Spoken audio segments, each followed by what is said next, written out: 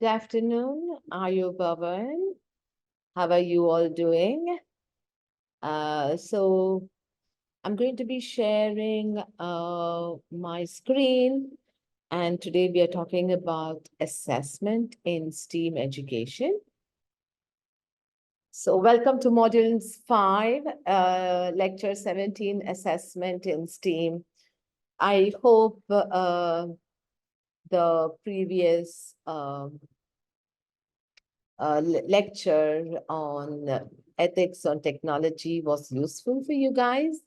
So as we move on from the different types of learning in STEAM education, one of the most important part is the assessment part. Yeah, so we have assessment, and today's purpose is again three. We are going to be talking about formative and summative assessment in STEAM education. And we're going to be talking, number 2 will be again culturally responsive assessment strategies. And number 3 will be a mini assessment where I'm going to be sharing with you a task, which is a STEAM activity, and you're going to develop your assessment for your kids.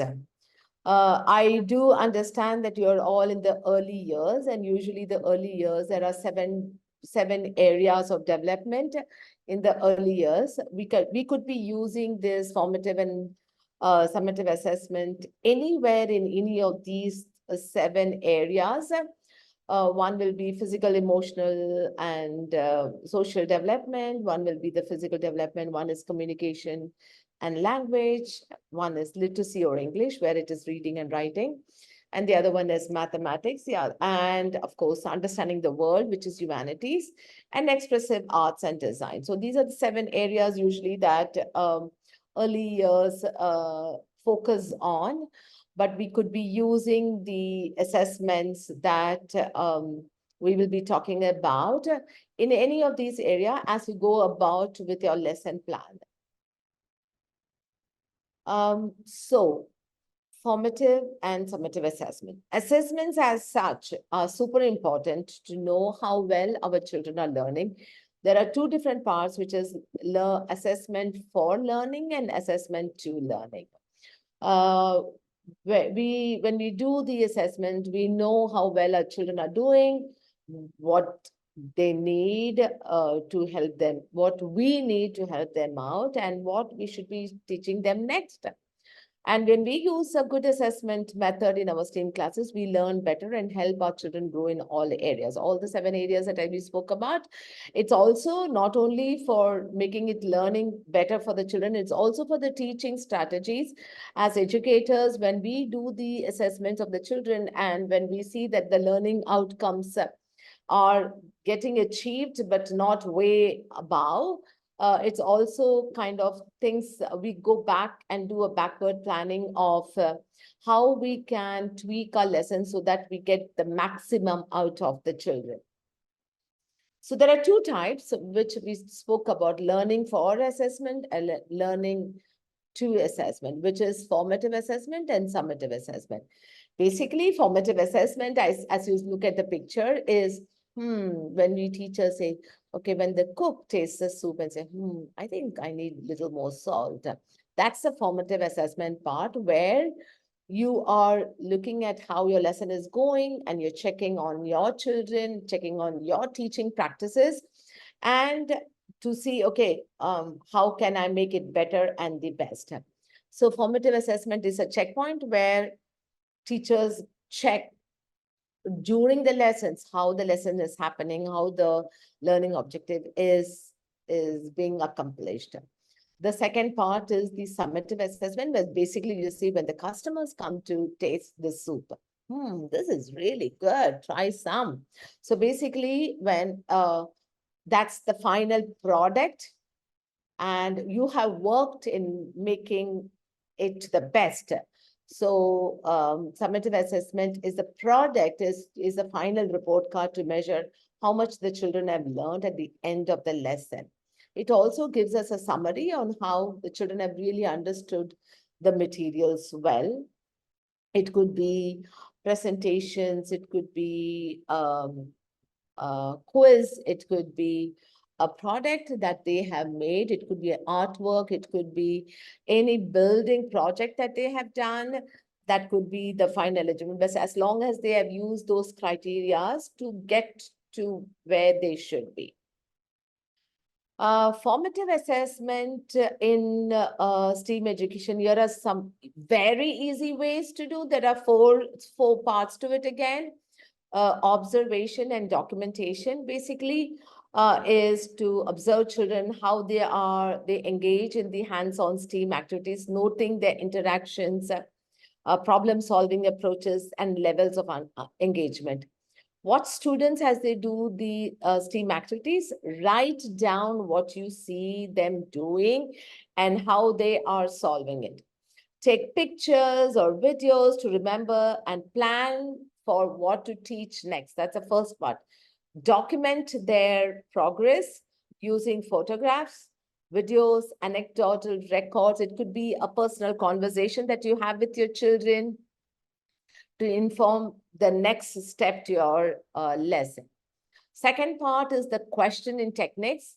Actually, it's very important as you see your children working on to ask open-ended questions. You are not asking them what they are doing, how they are doing, but keep it open-ended. You can give an observation that, I see that you are building.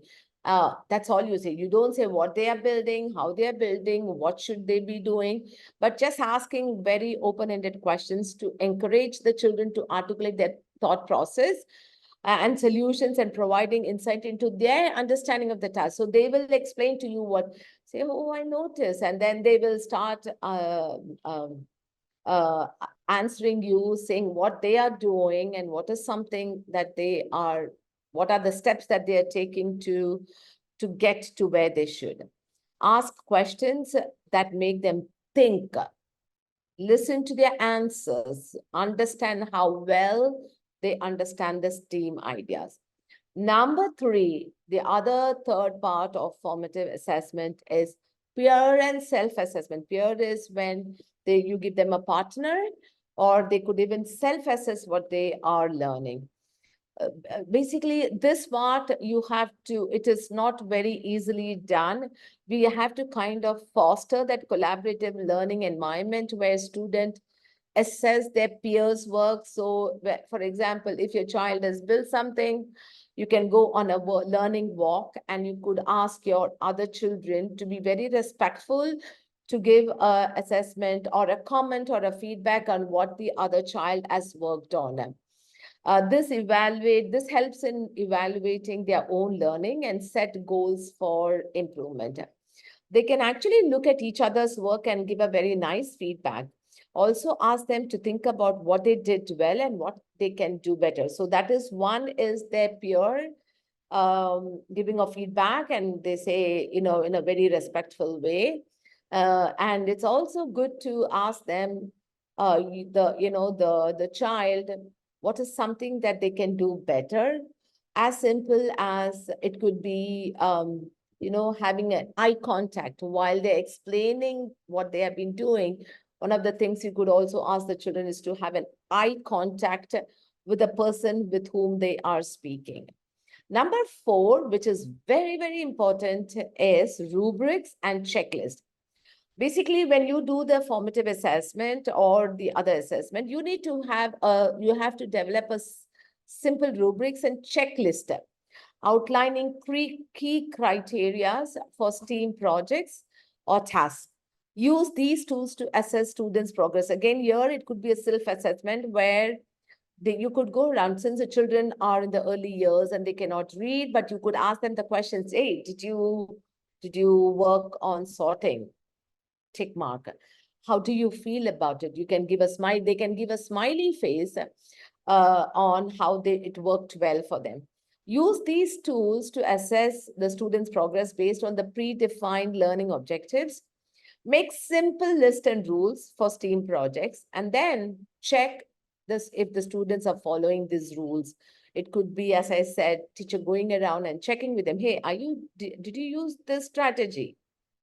Yeah, it helps them to know that they are doing right and what they need to work on. Okay. Then the second part, that's your learning for assessment. Basically, when you do any of these, the teacher goes back and tweaks her lesson to go to the next step. So you get a feedback and then it's a cycle that you go. The other part is the summative assessment in STEAM, where, as I said, it's the final product.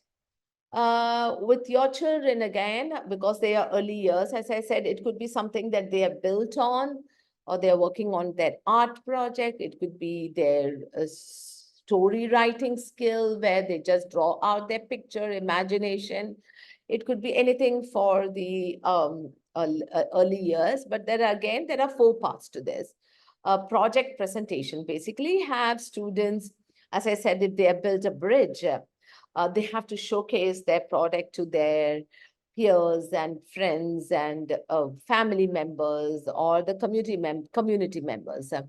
Then we assess them to how they are communicating really well. How are they able to explain the process or the journey that took them to where the final product is now?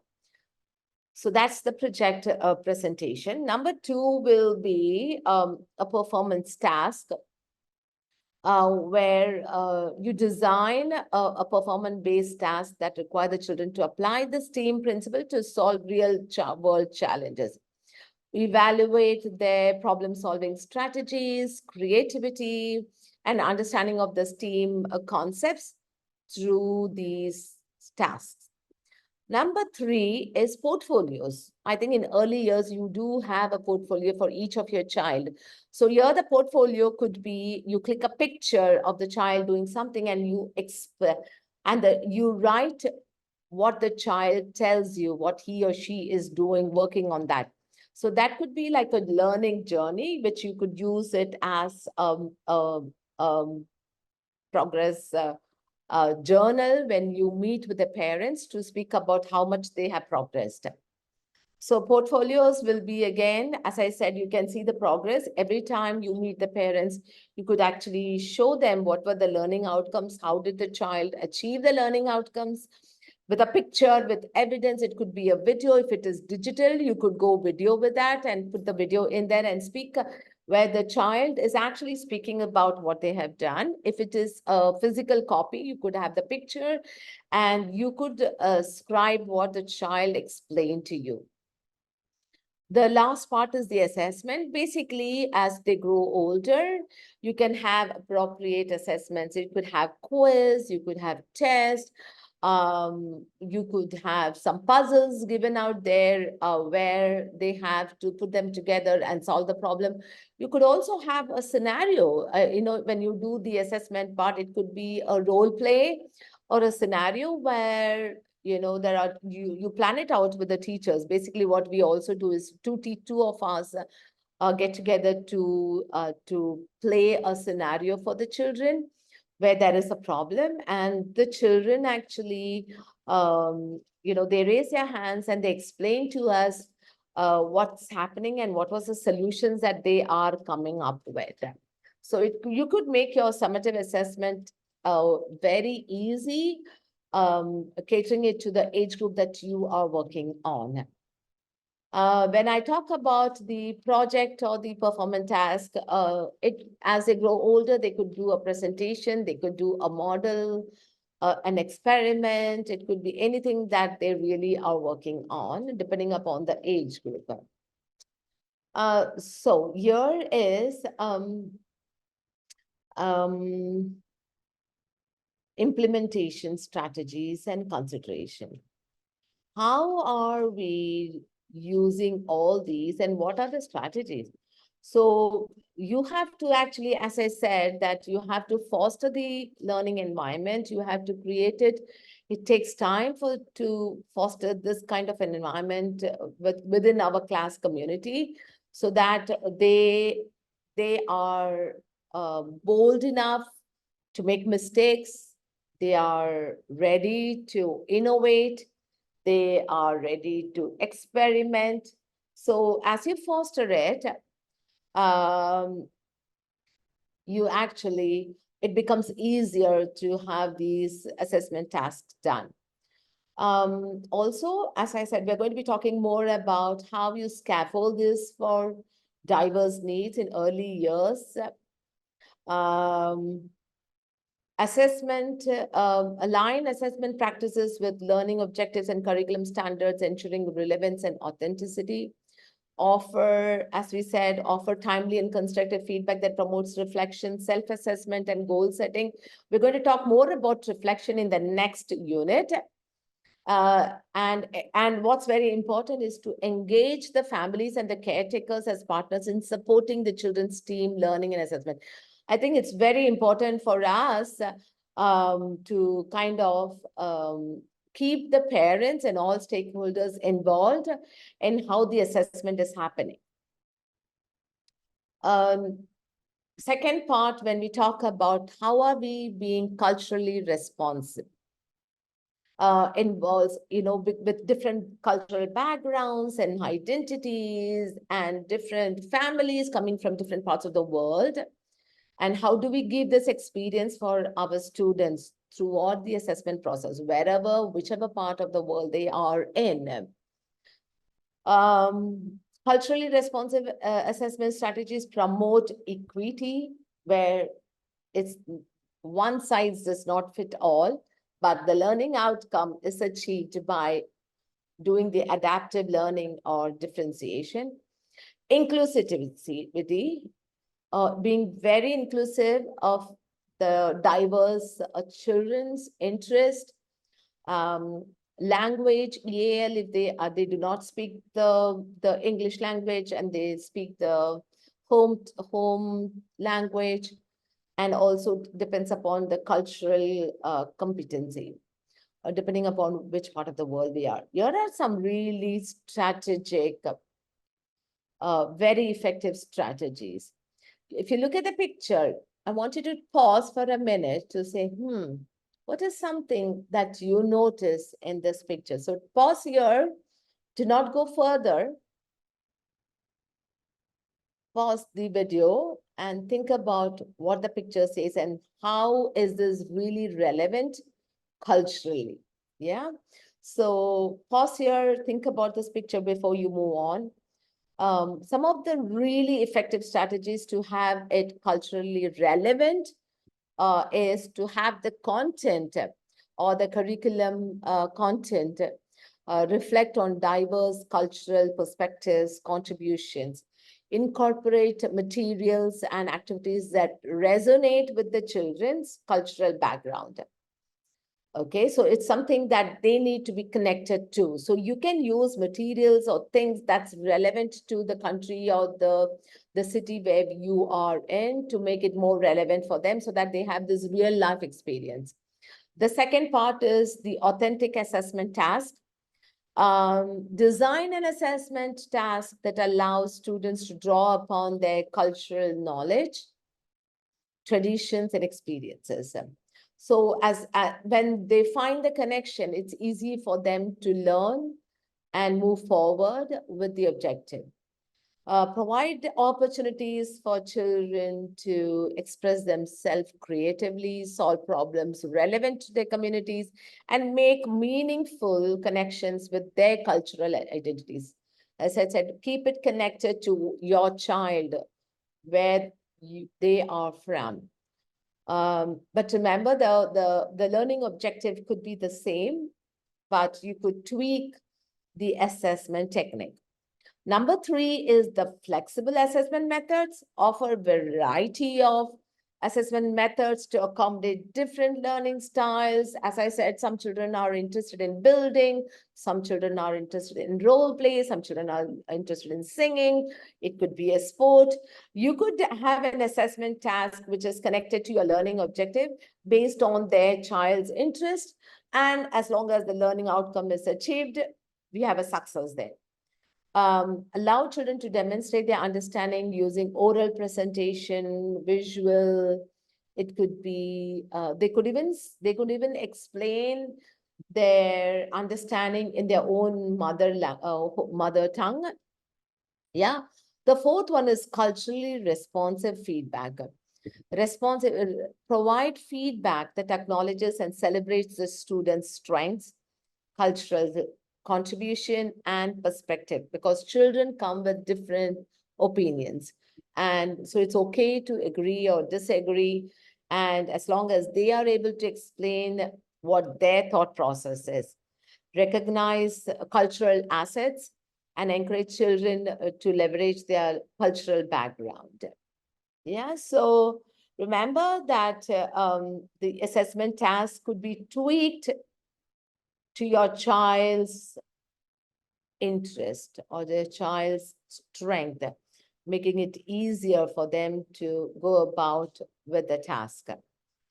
So here, when we talk about consideration, you know what we see is when we do these differentiation, when we cater to their diverse needs, that builds a relationship between the family, a trust, respect between the families and the students, of the students and the school.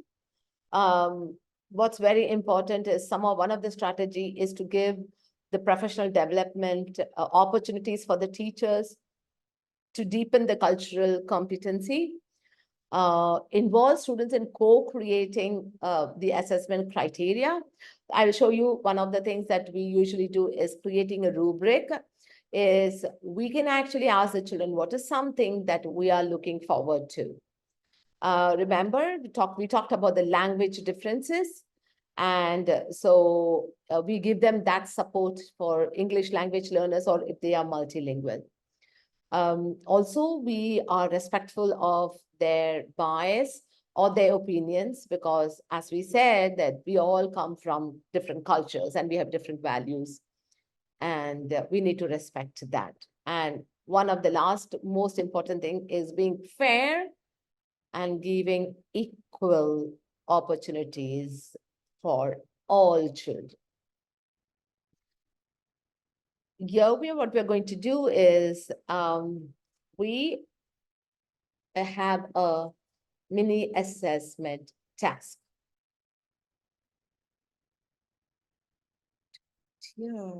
Yeah. So the title is Building Something with Shapes.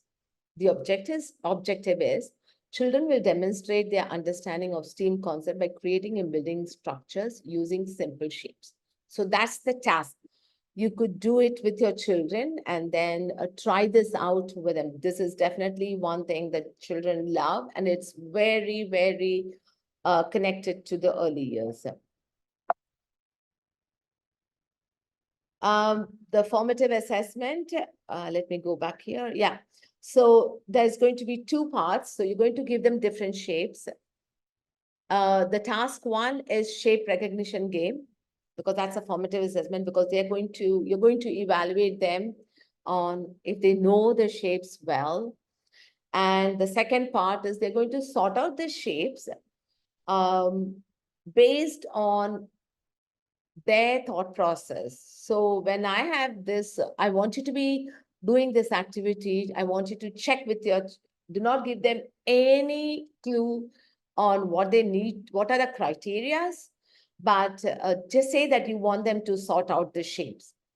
Also remember that you have shapes of different size and colors.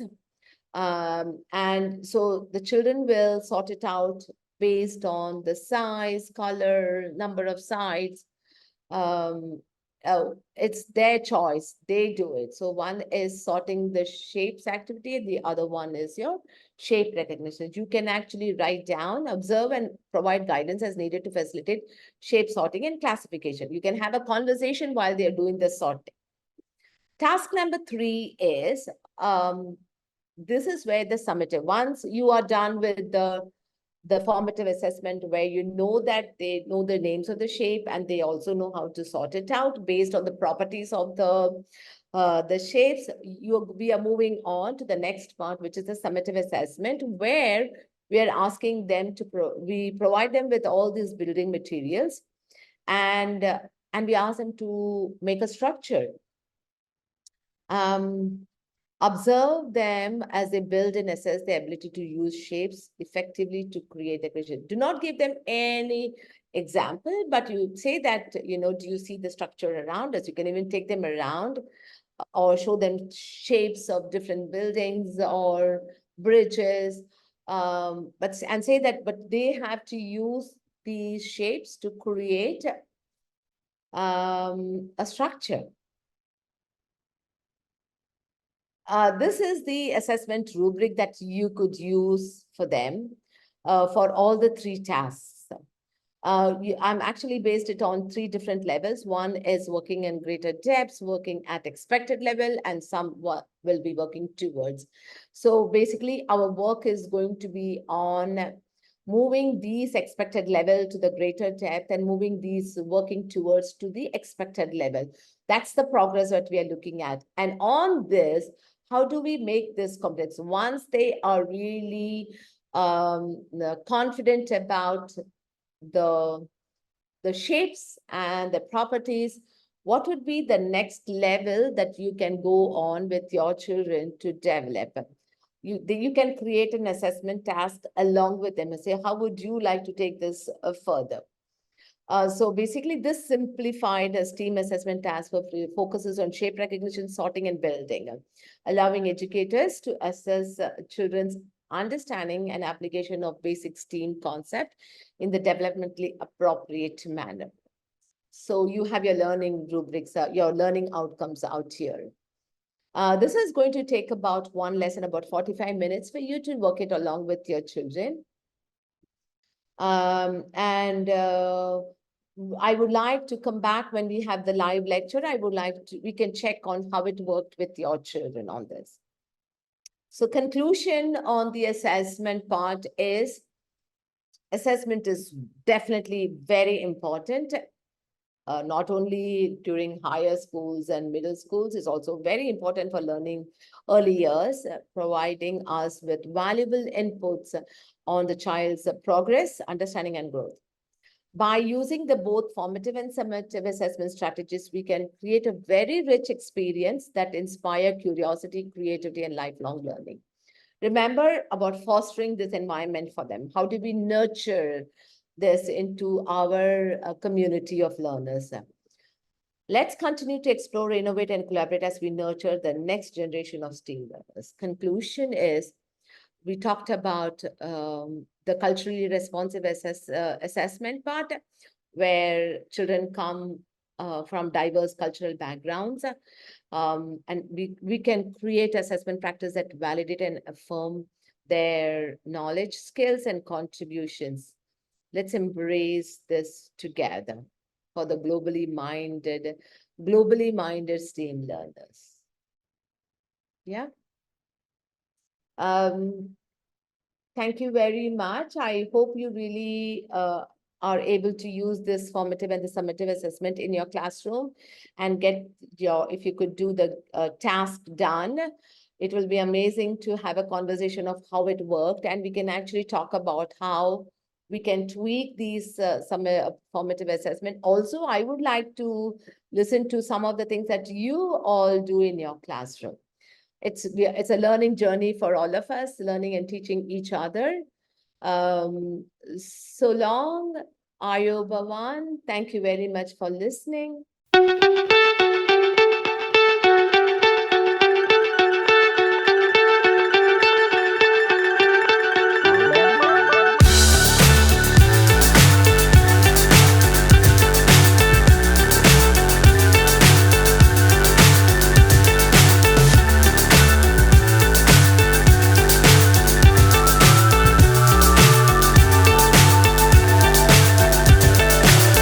So high, I'm hypnotized.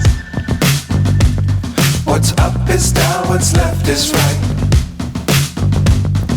Chasing stars and holding you. I can't see the end, but we'll see it through.